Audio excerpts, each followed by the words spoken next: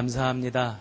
우리 성가대 찬양 너무너무 은혜롭게 잘 들었습니다.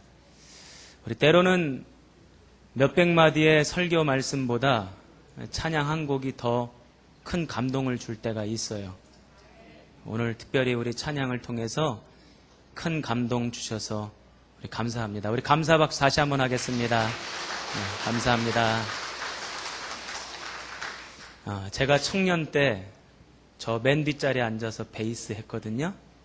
그때에 각 파트별로 이렇게 음을 잡아주는 역할을 하는 사람이 있어요. 다른 사람들은 다 음이 흔들려도 그 사람만큼은 음을 딱 집어내고 그 음을 잘 소화해내서 주변 사람들이 그 사람의 소리를 듣고 음을 잡는 그런 역할을 하는 사람이 있습니다. 그렇죠? 그때도 베이스에서 음 잡아주는 역할은 우리 최윤영 권사님이 했는데 지금도 우리 베이스 음 잡아주는 역할을 우리 최윤영 권사님이 하시네요. 감사합니다. 자, 우리 옆에 앉은 분들과 우리 인사 말씀 다시 한번 나눌 때에 오늘도 은혜 받읍시다. 시작! 오늘도 은혜 받읍시다. 할렐루야. 감사합니다. 자, 오늘도 주님께서 우리에게 주시고자 예비하신 은혜가 저와 여러분의 심령에, 가정에, 자녀들에게, 일터에, 인생에 충만히 임하기를 주님의 이름으로 축원합니다. 성경을 보면 예수님께서 수없이 많은 기적들을 행하셨습니다. 그런데 그 기적을 보다 보면 한 가지 공통적인 사항이 발견되는 것 알 수 있습니다. 그건 뭐냐면 예수님의 기적은 기적 그 자체가 목적이 아니라는 거예요. 꼭 그 기적을 통해서 주님께서는 이루시고자 하시는 목표가 있었고 그 목표를 반드시 이루셨다는 겁니다. 지지난주에 제가 누가복음 5장의 말씀을 가지고 설교했습니다. 베드로가 물고기 많이 잡는 거 기억나시죠? 그런데 베드로가 물고기를 주님의 은혜로, 주님의 기적으로 많이 잡았는데 주님의 그 기적의 목적은 베드로가 물고기 많이 잡아서 부자가 되었다. 이것이 목적이 아니었어요. 그 기적을 통해서 어떤 역사가 일어났는지 보게 되면 주님의 목적을 알 수 있는데 누가복음 5장 8절에 보니까 베드로는 스스로 죄인임을 고백합니다. 그리고는 그 길로 주님을 따라 주님의 제자가 되었다라고 하는 말씀이 뒤에 덧붙여져 있습니다. 즉 주님께서 베드로에게 물고기를 많이 잡게 하신 이유는 그 기적을 통해서 주님을 따르게 하고 주님의 제자가 되게 하는 것, 그것이 목적이었다는 거예요. 지난 주간에는 마가복음 10장의 거지 소경 바디메오의 말씀을 살펴봤습니다. 거지 소경 바디메오는 눈이 뜨는 것이 주님을 만나는 목적이었습니다. 주님께서 바디메오의 눈을 띄워주셨습니다. 그러나 그 기적의 최종 목표도 그저 눈 뜨는 것으로 끝나는 것이 아니에요. 바디메오가 눈을 떠서 정상적인 삶을 살았다더라. 이제는 더 이상 빌어먹지 않아도 되었다더라. 이것으로 끝나는 것이 아니었어요. 52절 말씀을 보니까 그 길에서 바로 예수를 따르니라. 바로 주님을 따랐다는 거예요. 즉 거지 소경 바디메오의 눈을 띄워주신 목적 또한 그로 하여금 주님의 제자가 되고 주님을 따르는 삶을 살게 하시기 위함이었다는 것입니다. 우리는 종종 우리 인생 가운데 하나님의 기적을 경험할 때가 있습니다. 여러분, 기적을 다들 경험하셨는데 그 기적이 기적인 줄 모르고 지나갈 때가 많아요. 그런데 한번 돌이켜 보십시오. 사람의 힘으로, 나의 능력으로 안 되는 것인데 때로는 그것이 이루어질 때가 있어요. 그 뒤에서 누가 역사하신 것입니까? 하나님이 역사하신 거예요. 하나님이 일하신 것입니다. 그 사실을 깨닫게 되면 너무너무나 기뻐요. 얼마나 좋은지 몰라요. 아, 하나님이 일하셨구나. 하나님이 역사하셨구나. 하나님이 도우셨구나. 그러곤 하나님을 막 찬양합니다. 기뻐합니다. 좋아합니다. 그런데 그것으로 끝나서는 안 된다는 거예요. 그 기적을 왜 나에게 허락하셨는가? 그 은혜를 왜 나에게 주셨는가? 그것을 알고 분별할 수 있어야 된다는 것입니다. 그게 뭡니까? 바로 그 기적을 통하여, 그 은혜를 통하여 우리가 주님을 따르게 되고 주님의 제자로서의 삶을 살아가게 하시기 위함이다. 믿으십니까? 저는 저와 여러분의 삶의 모든 순간마다 함께 하시는 주님, 그 주님의 은혜를 경험함으로 저와 여러분이 진짜 주님의 제자가 되고 진짜 주님을 따르는 사람들이 되시기를 축원합니다. 다시 한번 여쭤볼게요. 주님 따르기 원하십니까? 주님의 제자가 되기 원하십니까? 아멘 하셨죠? 그런데 제자가 되고 주님을 따르는 삶을 살게 되면 주님께서 요청하시는 것이 있어요. 무슨 얘기냐면요. 제가 이스라엘에 갔을 때에 통곡의 벽이라고 하는 곳에 가봤는데 그 통곡의 벽이라고 하는 곳에 가려면 그냥은 못 들어갑니다. 항상 남자들은 머리에다가 키파라고 하는 걸 써야 돼요. 그리고 절대로 슬리퍼 질질질 끌고는 그 통곡의 벽 못 갑니다. 반바지 입고는 통곡의 벽 못 가요. 옷을 제대로 갖춰 입고 머리에 키파를 써야지만 통곡의 벽으로 들어갈 수 있습니다. 마찬가지입니다. 우리가 주님의 제자가 되겠습니다. 주님을 따르겠습니다 하면 주님께서 우리에게 요구하시는 게 있다는 거예요. 그게 뭐냐? 바로 큰 믿음. 한번 따라해 보십시다. 큰 믿음. 오늘 그 큰 믿음이 도대체 뭔지 성경에 나와 있어요. 그래서 저는 오늘 이 본문 말씀을 통해서 저와 여러분이 알아야 할 그 큰 믿음이 뭔지 오늘 이 시간 알게 되시고 또 그 큰 믿음을 소유하시는 주님의 제자, 주님을 따르는 성도들이 되시기를 축원합니다. 자, 우리 말씀 한번 살펴보겠습니다. 23절입니다. 같이 읽겠습니다. 23절 시작. 아멘. 성경에 보니까 배에 오르심에 누가 배에 올랐다는 거예요? 예수님이 배에 올랐더니 제자들이 따랐다는 것입니다. 여러분, 제자는요, 스승이 가는 길 그대로 따라가는 사람이 제자입니다. 그렇죠? 오른쪽으로 가면 오른쪽으로 가고 왼쪽으로 가면 왼쪽으로 가는 게 제자의 사명입니다. 제가 요번에 우리 아이들 데리고 일본 선교 갔을 때에 항상 어디를 가든지 아이들 줄 세워서 줄 따라 움직이게 했어요. 1조 여기 서라, 2조 여기 서라. 자, 목사님이 앞서서 갈 테니까 1조가 따라오고 그 다음 뒤를 이어서 2조가 따라와라. 화장실 갈 때에도, 밥 먹으러 갈 때에도, 전도하러 갈 때에도 항상 목사님이 앞설 테니까 너희들 딱 열 맞춰서 목사님 졸졸졸졸 따라와라 했더니 예! 하고 아이들이 졸졸졸졸 따라와요. 전도를 하러 가는데 아이들이 졸졸졸 노란 옷 입고 따라오는 게 너무 예쁜 거야. 그래가지고 내가 앞서가서 사진 좀 찍어야 되겠다. 저 졸졸졸졸 쫓아오는 거를 내가 사진 한번 찍어야 되겠다. 그러고는 제가 앞으로 막 뛰어가서 사진을 찍으려고 봤더니 애들이 벌써 제 뒤에 와 있어. 목사님만 따라와라. 그 말에 순종해서 앞에서 목사님이 뛰니까 애들도 막 뒤에서 뛰는 거예요. 제가 그 모습을 보면서 제 의도와는 전혀 다른 방향으로 흘러갔지만 그래도 참 아이들이 대견하다, 예쁘다, 그런 생각을 제가 했어요. 여러분들도 담임 목사가 따라오라 그러면 따라오시겠습니까? 앞에서 뛰어가면 따라 뛰시겠습니까? 아이고 목사님 나는 무릎이 아파가지고 뛰지를 못합니다. 담임 목사가 이끄는 대로 따라올 수 있어야 참된 제자인 거예요. 오늘 성경에도 보니까 예수님께서 배에 오르시니 제자들도 따랐다는 겁니다. 이게 제자된 사람들의 모습입니다. 그런데 우리가 주님을 따를 때에 쉽게 오해할 수 있는 대목이 있습니다. 그것을 오늘 성경에서는 가르쳐주고 있는데 그게 뭐냐면 주님을 따르고 주님을 믿고 주님의 제자가 되면 절대로 이제부터는 어려움이 없고 문제가 없고 힘든 것이 없을 것이다 라고 하는 오해입니다. 자, 오늘 성경 다시 한번 보십시다. 24절입니다. 같이 읽겠습니다. 시작!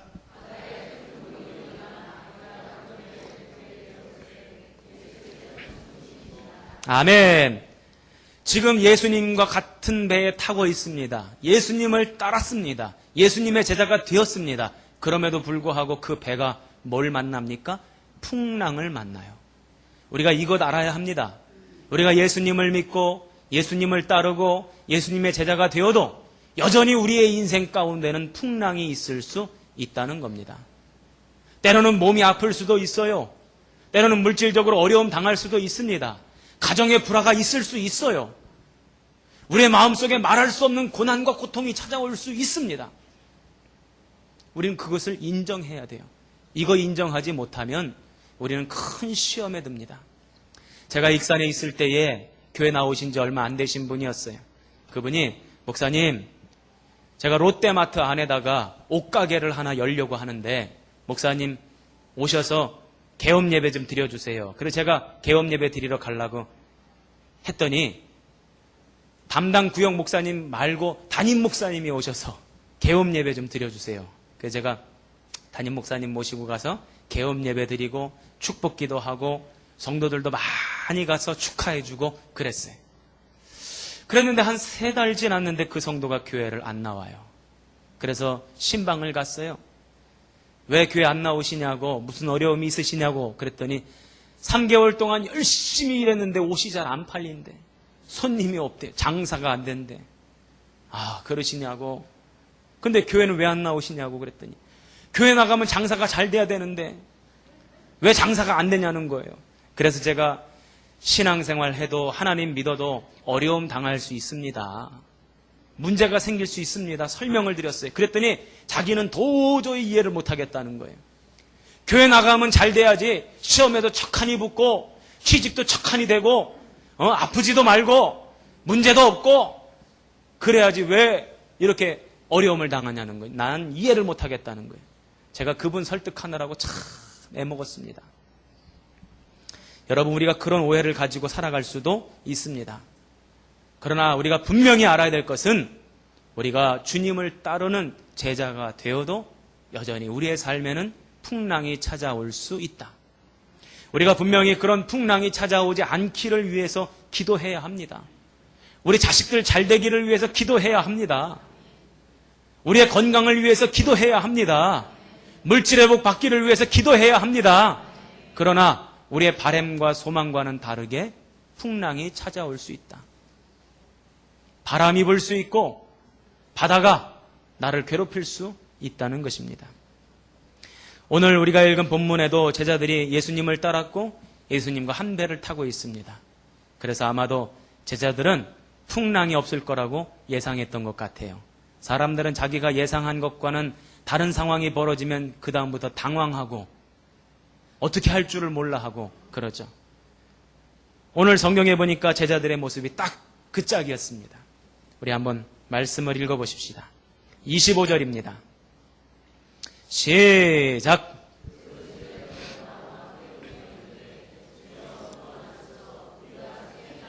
아멘. 제자들이 지금 막 소리를 지르면서 주무시고 계시는 예수님을 흔들어 깨우면서 뭐라고 이야기합니까? 우리가 죽겠나이다. 호들갑 떨면서 지금 죽겠다고 난리 났다고 지금 그러고 있는 것입니다. 한번 따라해 보십시다. 믿음의 사람은 언제든지 믿음의 말이 나와야 한다. 자, 시작. 저와 여러분의 입술에서는요, 죽겠다는 말은 나오면 안 돼요. 죽겠다는 말이 나오면 왜 그런 말이 나오냐면 믿음이 없어서 그래요. 아무리 힘들고 어렵고 괴로운 상황 속에서도 주님이 나와 함께 하시니 나는 살겠나이다. 주님이 나와 함께 하시니 나는 이기겠습니다. 이게 믿음의 말이에요. 그런데 오늘 제자들은 지금 어떤 말 합니까? 죽겠나이다. 믿음 없는 소리를 하고 있어요. 여러분, 그 사람의 입에서 나오는 말을 들어보면은요, 그 사람의 수준을 알 수 있어요. 특별히 믿음의 사람은요, 그 사람의 입술에서 나오는 말이 어떠한 말인가를 보면 그 사람의 믿음의 수준을 알 수 있어요. 저희 아들내미가 저 공설운동장 옆에 청소년문화센터에서 플룻을 배워요. 그런데 플룻 배운 거 어제 공연한다고, 그래서 제가 어제 공연 구경 갔다 왔어요. 보니까 플룻만 공연하는 게 아니고 무슨 각 중학교, 고등학교 별로 밴드도 나오고 춤도 애들이 그렇게 잘 추어. 춤도 추고 사물놀이도 하고. 그래서 하여간 평택에 있는 좀 내노라 한다는 애들은 거기다 모였더라고. 좀 논다고 하는 애들 있죠.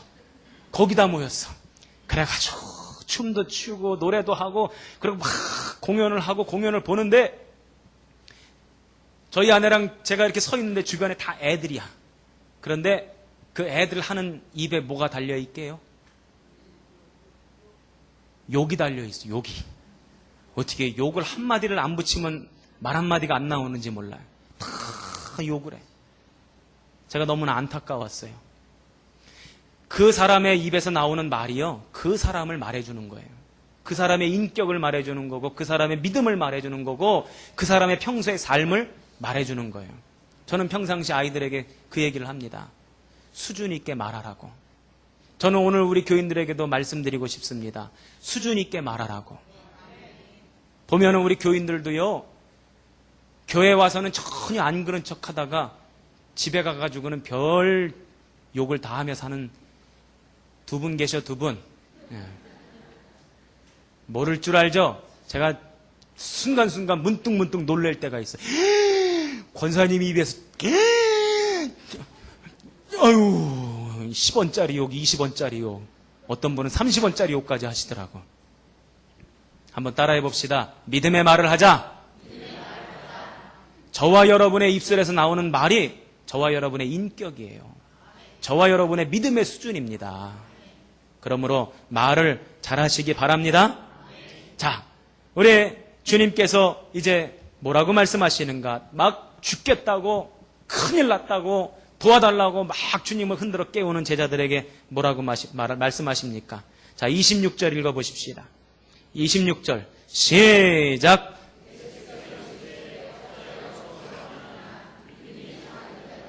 아멘. 거기까지만. 예수님께서 뭐라고 말씀하십니까? 어찌하여 무서워하느냐? 즉 무서워하지 말라는 거예요. 지금 무서워하고 있는 것이 틀렸다는 겁니다. 잘못됐다는 거예요. 예수님의 제자면 이런 상황 속에서도 무서워해서는 안 된다는 것입니다. 바로 그것이 주님께서 원하시는 큰 믿음이에요. 믿음이 작은 자들아, 즉 큰 믿음을 가지라는 거예요. 이런 상황 속에서도 두려워하지 말라는 거예요. 풍랑이 찾아와도 겁내지 말라는 겁니다. 저와 여러분의 인생도 때로는 원치 않는 풍랑이 찾아올 때가 있어요. 그때 저와 여러분들도 무서워하지 않기 바랍니다. 우리가 예수 믿기 전과 예수 믿은 다음에 뭐가 달라져야 합니까? 예수 믿기 전에는 어려움이 찾아오면은요, 그것 때문에 호들갑을 떱니다. 그것 때문에 못 살겠다 그럽니다. 그것 때문에 죽겠다 그럽니다. 그것 때문에 불행하다 그럽니다. 그런데 예수 믿고 주님을 따르고 주님의 백성이 되고 난 다음에는 아무리 큰 문제가 찾아와도 절대로 그것 때문에 죽겠다는 이야기 안 합니다.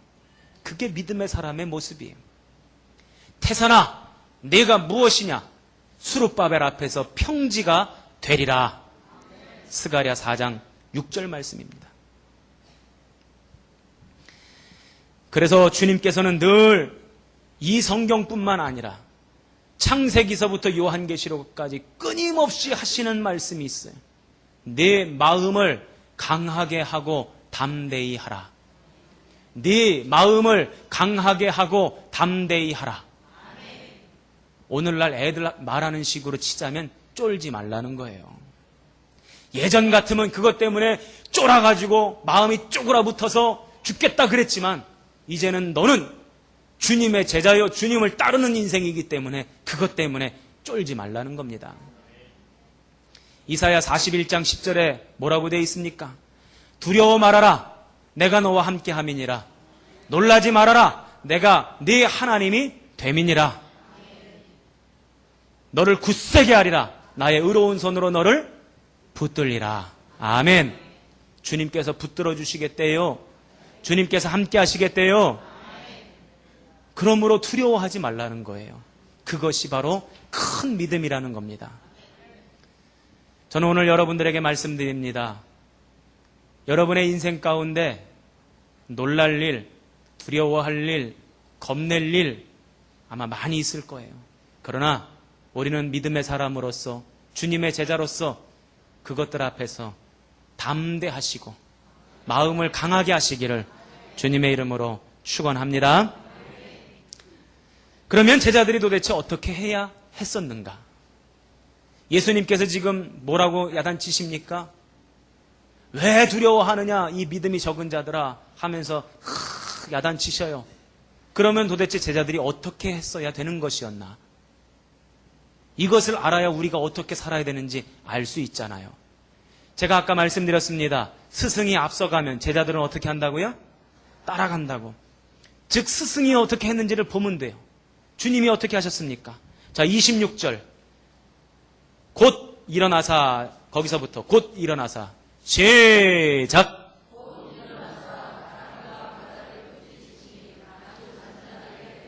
아멘. 곧 일어나서 뭘 하셨어요? 바람과 바다를 꾸짖으셨어요.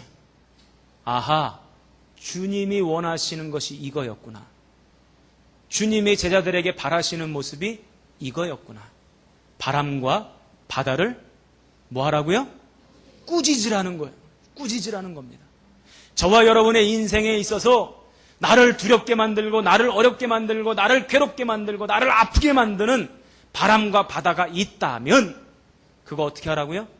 꾸짖으라는 거예요. 육신의 질병으로 고통받는 성도들이 있습니다. 그 육신의 질병을 꾸짖으라는 거예요. 주 예수 그리스도 이름으로 명하노니 악한 병만은 물러갈지어다. 더러운 귀신은 떠나갈지어다. 가정의 불화로 내 인생은 왜 이렇게 불행하냐 이런 마음이 찾아올 때가 있어요. 그러면 그런 마음에 사로잡히지 마시고 꾸짖으라는 거예요. 내가 너 때문에 내가 불행할 줄 아냐? 내가 너 때문에 괴로울 줄 아냐? 아니야. 나는 다시 일어설 수 있어. 나는 다시 행복한 삶을 살아갈 수 있어. 이 악한 것아 떠나갈지어다. 꾸짖으라는 거예요. 경제적으로 어려움을 당해도 꾸짖으라는 겁니다. 인간관계 속에서 어려움을 당해도 꾸짖으라는 겁니다.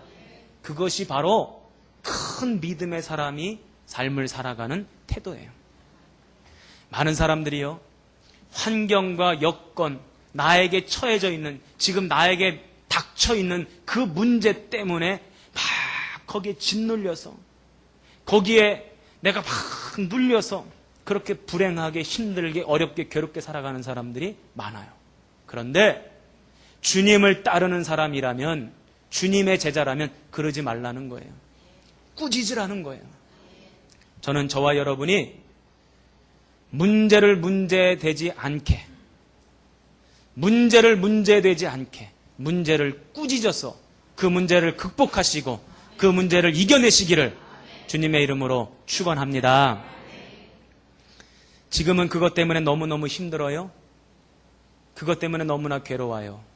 그러나 내가 믿음으로 그것을 꾸짖으면 언젠가는 반드시 잠잠하게 되는 날이 옵니다. 아멘 소리가 작은 거 보니까 안 믿는 분들이 계시는 것 같은데 다시 한번 설교할게요. 지금은 그것 때문에 눈물 나고, 지금은 그것 때문에 괴롭고, 지금은 그것 때문에 불행하게 느끼는 것, 그것을 믿음으로 꾸짖잖아요. 그러면 반드시 그것이 잠잠하게 되는 날이 올 것입니다. 그래서요, 그때는 막 눈물 났는데 나중에는 웃으면서 내가 그런 날이 있었지, 내가 그렇게 힘들고 어려운 날이 있었지 하며 웃으면서 간증하는 날이 오게 될 줄로 믿습니다. 저는 우리 성도들이 그래서 웃으면서 간증하는 그런 아름다운 미래가 우리 모두에게 임하기를 주님의 이름으로 축원합니다. 정리합니다. 제자라면, 주님을 따르는 사람이라면 바다와 바람을 대하는 태도가 달라진다는 거예요. 그전에는 바람과 바다 앞에 두려워서 죽을까봐 염려해서 걱정해서 막 소리를 지르고 호들갑을 피웠다면, 정말 주님의 제자가 되고 정말 주님을 따르는 사람이 되었다면 큰 믿음을 활용하여서 그것을 당당하게 꾸짖을 수 있는, 당당하게 꾸짖을 수 있는 우리 평택 성곡교회 성도들 되시기를 주님의 이름으로 축원합니다. 왕의 지성소에